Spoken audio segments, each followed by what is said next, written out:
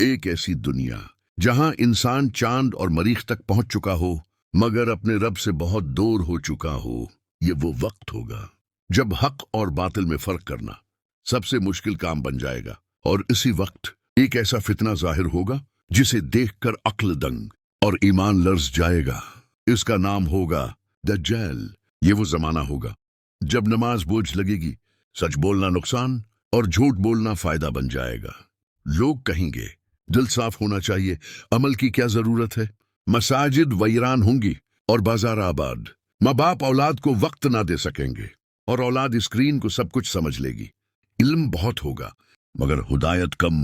इसी वक्त रसूल इकरम की बताई हुई निशानियां एक एक करके पूरी होंगी। सदियों पहले समंदर के बीच एक जजीरे में एक गार थी। इस गार के अंदर लोहे की जंजीरों में जकड़ी एक खौफनाक मखलूक, जिसमें मजबूत, चेहरा सख्त और आंखों में नफरत की आग। एक आंख मुकम्मल अंधी और दूसरी अभरी हुई। उसकी पेशानी पर लिखा था कफिर। ये था दज्जाल। वो कैद था मगर जिंदा था और उसे मालूम था कि एक दिन दुनिया इसके कदमों में होगी। फिर वो दिन आया, जमीन पर अजीब तब्दीलियां आने लगी। वक्त बिगड़ गया, सूरज सुस्त हो गया। जब दज्जाल जाहिर हुआ तो उसका पहला दिन एक साल के बराबर था। लोग हैरान थे, घबरा रहे थे, मगर दज्जाल खौफ बनकर नहीं बल्कि मसीहा बनकर आया। वो कहता था मैं तुम्हें खुशहाली दूंगा, मैं तुम्हें ताकत दूंगा। उसकी आवाज में अजीब कशिश थी। वो बात करता तो लोग सुनना भूल जाते। वो कहता मैं तुम्हारा रब हूं। कुछ लोग हंसे मगर बहुत से लोग सजदे में गिर गए।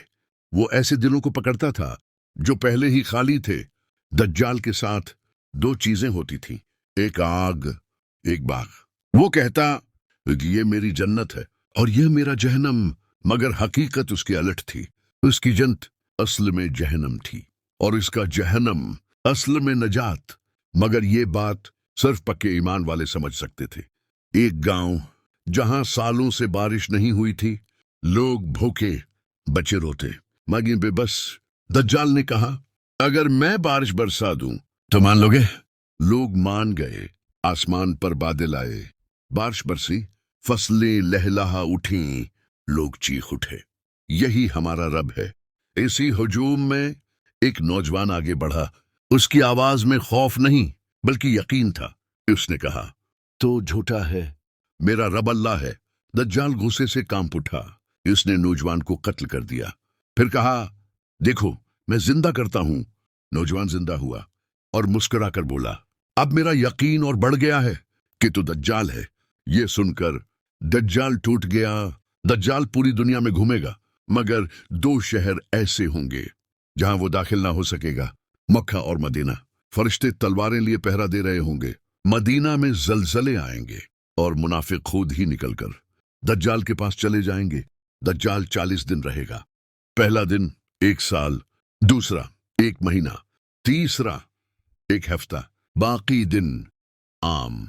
नमाजों का वक्त अंदाजे से अदा किया जाएगा।